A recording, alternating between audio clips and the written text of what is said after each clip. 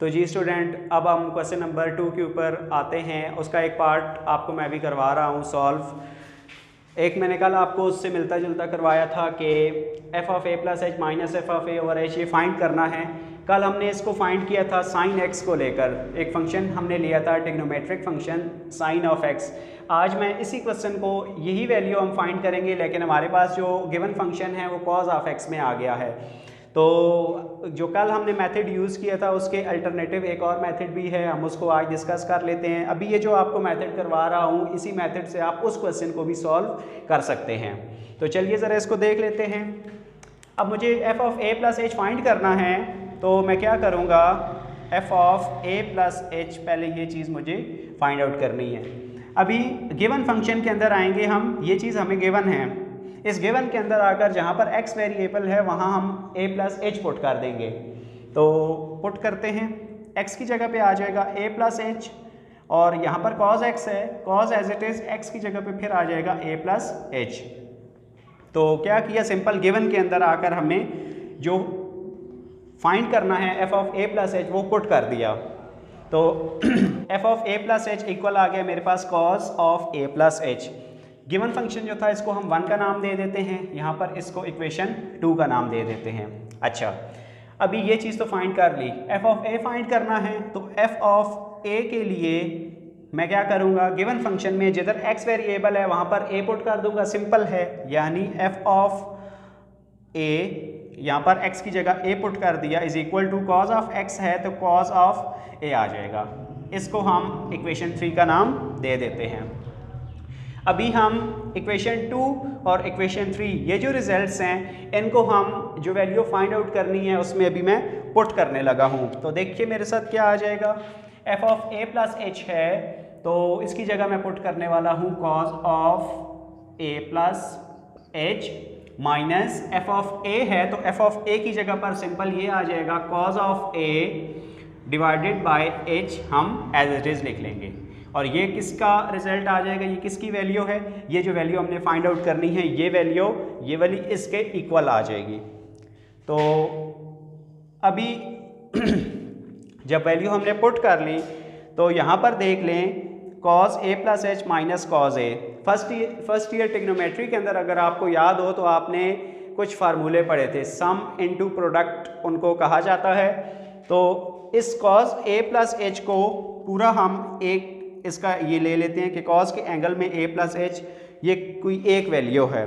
Formula भी इसके ऊपर कौन सा अप्लाई होगा, cos a minus cos b, दोनों cos दरमियान में माइनस, तो क्या होगा, पहले दरमियान में अगर माइनस आए तो -2 sine a plus b by 2, दूसरा फिर साइन लिखेंगे a माइनस बी बाई 2।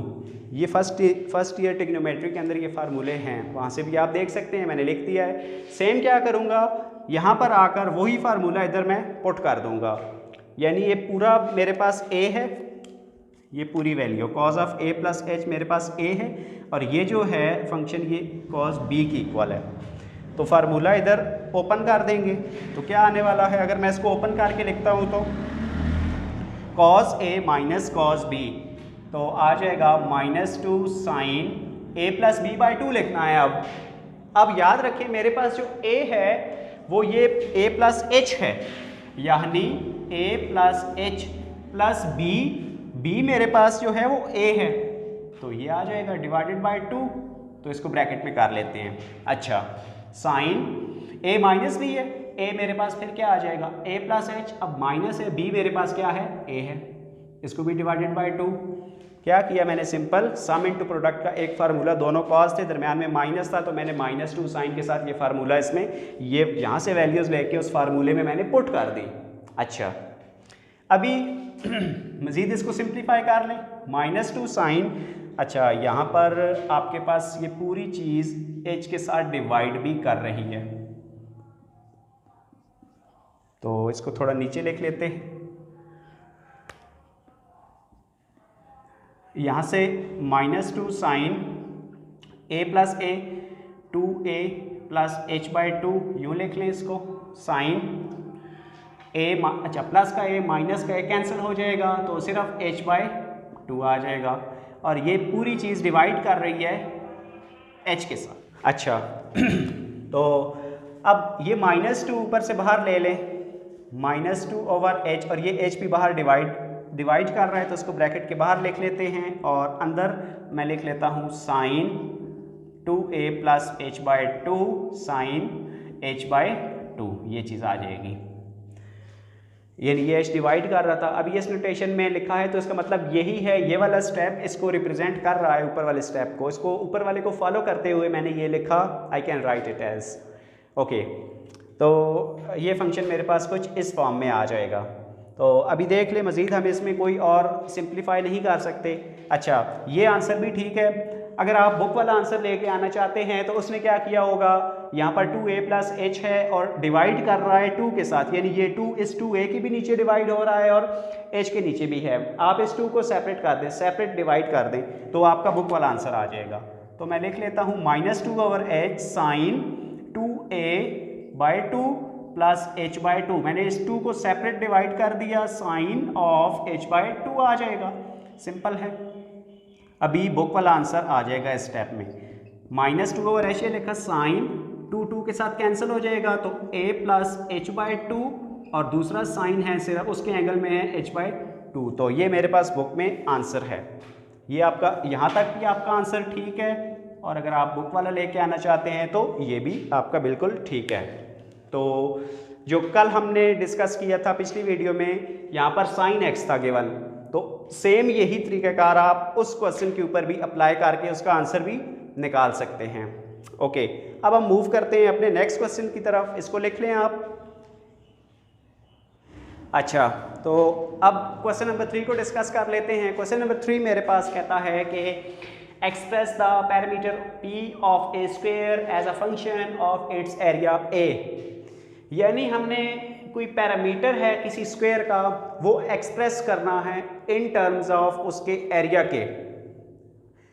यहाँ पर एक पॉइंट आपको मैं बताना चाहता हूँ कि मैंने सबसे पहली वीडियो जब हम स्टार्ट ले रहे थे तो फंक्शन की डोमेन के ऊपर बनाई थी, तो उसमें मैंने आपको फंक्शन को लिखने की नोटेशन बताई थी कि किसी भी फंक्शन को लिखा कैसे जाता है। उसमें मैंने आपको ये नोटेशन बताई थी कि y = f of x, और ये नोटेशन भी होती है। अब ये हमें आयलर मैथमेटिशियन ने दी थी, ये नोटेशन आयलर मैथमेटिशियन ने फर्स्ट टाइम हमें दी थी। ओके, अब इसको पढ़ेंगे कैसे, इसको हम पढ़ते हैं y as a function of x। y क्या है, किसका फंक्शन है, इस x का फंक्शन है। तो इस क्वेश्चन के अंदर भी कुछ हमने ऐसे ही करना है कि जो पैरामीटर p है उसको हमने किसके फंक्शन के तौर पर शो करना है, रिप्रेजेंट करना है उसके एरिया के, यानी कुछ इस तरह आंसर में हमें कुछ ये चीज़ चाहिए होगी कि पैरामीटर p आंसर आए इस पैरामीटर p का उसके एरिया में साथ कुछ कोई वेरिएबल आ जाए, या जिस तरह भी कोई वेरिएबल आ सकता है, लेकिन पैरामीटर का answer in terms of area चाहिए हमें। तो अभी सिंप्लीफाई कराता हूँ, मज़ीद आपको क्लियर हो जाएगा। इसको मैं इरेज कर देता हूँ यहाँ से।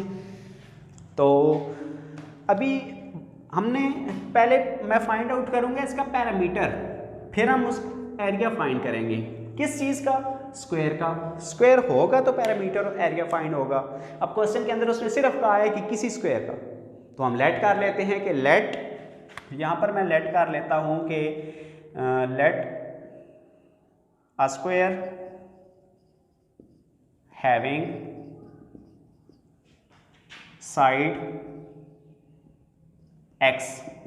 एक स्क्वायर मैंने लेट किया कि उसकी साइड x को लेकर कोई इस तरह का एक स्क्वायर है। तो हमें ये पता है कि अगर स्क्वायर की ये साइड x है तो उसकी ये साइड भी x होगी, अगर ये साइड x है तो उसकी ये साइड भी x होगी। स्क्वायर की सारी साइड्स आपस में इक्वल इन लेंथ होती हैं। तो अब मुझे स्क्वायर का पैरामीटर फाइंड करना है। तो पैरामीटर फाइंड करने के लिए इधर यहाँ पर मैं लिख देता हूँ देन पैरामीटर ऑफ स्क्वायर। तो पैरामीटर ऑफ स्क्वायर किसकी इक्वल आता है, पैरामीटर ऑफ स्क्वायर जो होता है वो मेरे पास 4 × साइड के साथ 4 को मल्टीप्लाई कर देते हैं तो इसका पैरामीटर निकल आता है। या फिर हम क्या करते हैं, सम ऑफ ऑल साइड कर देते हैं, सारी साइड का सम x plus x plus x plus x यूं भी, ये भी पैरामीटर की इक्वल है और ये साइड भी आ सकती है, यानी 4 के साथ साइड को मल्टीप्लाई कर दें तो parameter of square 4 multiplied by side है, तो यहाँ पर हम पुट कर देते हैं 4, साइड मेरे पास x है तो 4x इसका क्या आ जाएगा, पैरामीटर p निकल आएगा। अभी नाउ हम इसका एरिया फाइंड करते हैं, एरिया ऑफ स्क्वायर, इसी स्क्वायर का एरिया किसके इक्वल आएगा। अब एरिया ऑफ स्क्वायर a होता है और वो किसके इक्वल होता है, साइड मल्टीप्लाइड बाय साइड, या और फार्मूला भी होता है वन साइड का स्क्वायर कर लेते हैं, या लेंथ मल्टीप्लाइड बाय विड्थ भी लिख लेते हैं एरिया को। मैं यहाँ पर साइड मल्टीप्लाइड बाय साइड लिखता हूँ तो ये एरिया मेरे पास आ जाएगा, साइड ऑफ x है तो x मल्टीप्लाइड बाय x, तो area is equal to x square आ जाएगा। यहाँ पर मैं इसको पैरामीटर को इक्वेशन 1 का और इसको मैं इक्वेशन 2 का नाम दे देता हूँ।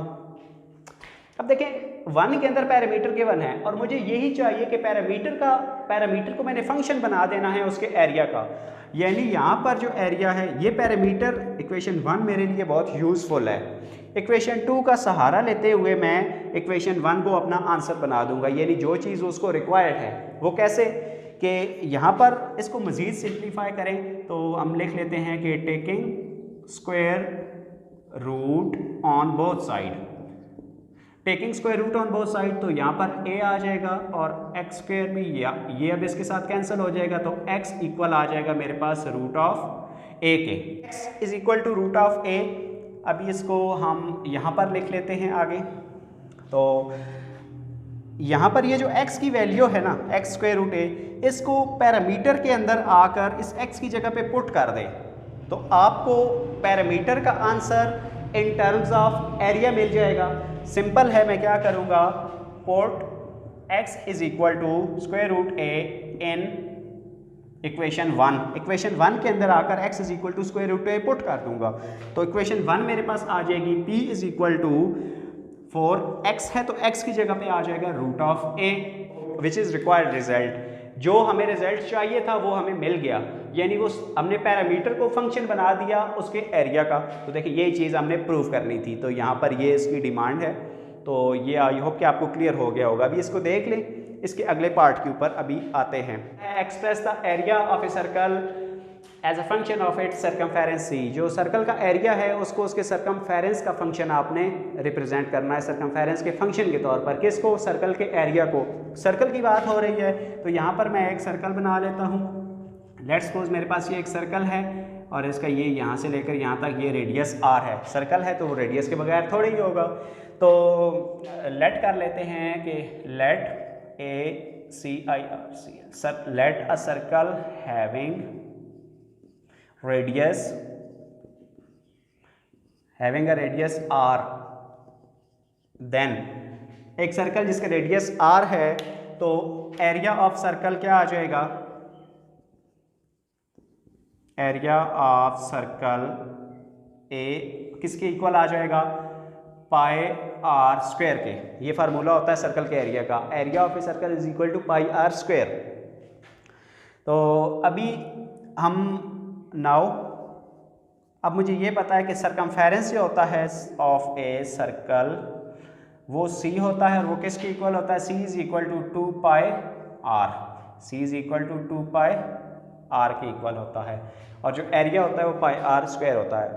अभी मुझे क्या चाहिए, मुझे area in terms of circumference चाहिए, यानी ये इक्वेशन मेरे लिए यूजफुल है, लेकिन इस इक्वेशन का सहारा लेते हुए कैसे, पाई तो एक कांस्टेंट है, इसको तो मैं चेंज नहीं कर सकता। एरिया का आंसर सर्कमफेरेंस में मैं एक ही सूरत में ला सकता हूँ कि सर्कमफेरेंस वाली जो इक्वेशन है उससे मैं r का आंसर निकालूं और इधर आकर उस r के आंसर को पुट कर दूं तो area in terms of circumference आ जाएगा। तो कुछ इसी तरह अभी मैं करने लगा हूँ, इसको 1 का नाम दे देते हैं, इसको इक्वेशन 2 का नाम दे देते हैं।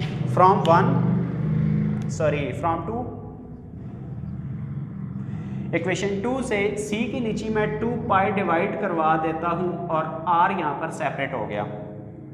अब इस r की वैल्यू को यहाँ पर हम लिख लेते हैं, put r is equal to c over 2 pi n equation 1 के अंदर आर की ये वैल्यू सब्सिट्यूट कर देता हूँ इस यहाँ पर मैं, तो यहाँ पर लिख लेते हैं।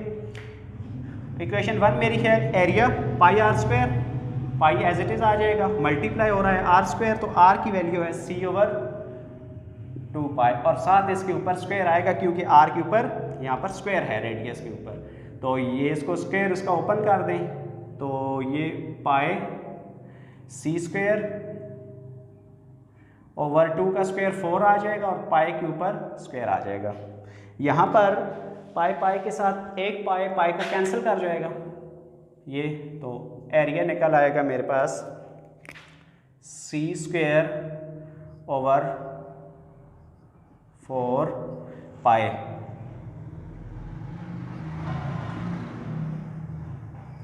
अब ये देख लें कि जो चीज़ हमसे मांगी गई थी कि एरिया को फंक्शन बनाए उसके सरकमफेरेंस का, तो बिल्कुल बन गया है। तो इसको देख लें, आप इसको लिख लें।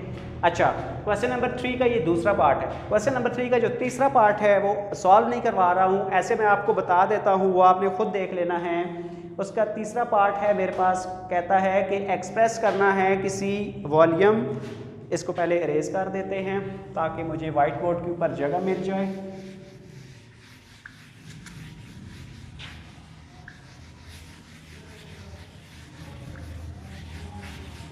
अच्छा, इस तीसरे पार्ट के अंदर हमने फाइंड करना है कि कोई वॉल्यूम है और उसका जो वॉल्यूम का एक हमारे पास क्यूब है। क्वेश्चन नंबर 3 का थर्ड पार्ट है, इसके अंदर हमने ये शो करना है कि कोई क्यूब है, उसका जो v वॉल्यूम है वो उसको फंक्शन बना देना है उसके बेस एरिया का। तो क्यूब हम कोई यहाँ पर क्यूबिक कोई शेप ले लेते हैं, जैसे ये मेरे पास एक क्यूब है, तो ये इसका x है, ये x है, ये भी x रख लेते हैं। तो इसका जो वॉल्यूम है v, वो तो सिंपल है x³ आ जाएगा, क्योंकि साइड वॉल्यूम की 3 साइड लेंथ, वेट और हाइट होती है, तो x³ में आ जाएगा। इस वॉल्यूम को हमने फंक्शन बनाना है इसके बेस एरिया का। तो बेस एरिया क्या होगा, तो यहाँ पर मेरे पास जो एरिया आएगा वो लेंथ मल्टीप्लाइड बाय विड्थ आ जाएगी, तो यानी x मल्टीप्लाइड बाय x, तो x² आ जाएगा। सिंपल है, यहाँ पर ये स्क्वायर रिमूव करके जो भी वैल्यू आएगी इसको हम वॉल्यूम में पुट कर देंगे, तो वॉल्यूम्स का आंसर इन टर्म्स ऑफ उसके एरिया निकल आएगा। तो यही चीज़ इसमें हमने प्रूफ करनी है, ये आपने खुद ट्राई करना है। हुआ तो, अगर ना हुआ तो आप मुझसे पूछिएगा कमेंट सेक्शन में, मुझे कमेंट करके बताइएगा, इसका सोल्यूशन भी मैं आपको दे दूँगा। यहाँ तक आप इसको कर लें सॉल्व, इसकी प्रैक्टिस कीजिएगा। तो नेक्स्ट वीडियो के अंदर मैं आपको क्वेश्चन नंबर 4 और क्वेश्चन नंबर 5 का सोल्यूशन देने वाला हूँ। वीडियो को लाइक करें, चैनल पे न्यू हैं इसको सब्सक्राइब करें, अपने दोस्तों के साथ इसको शेयर भी करें। तब तक के लिए अल्लाह हाफिज़।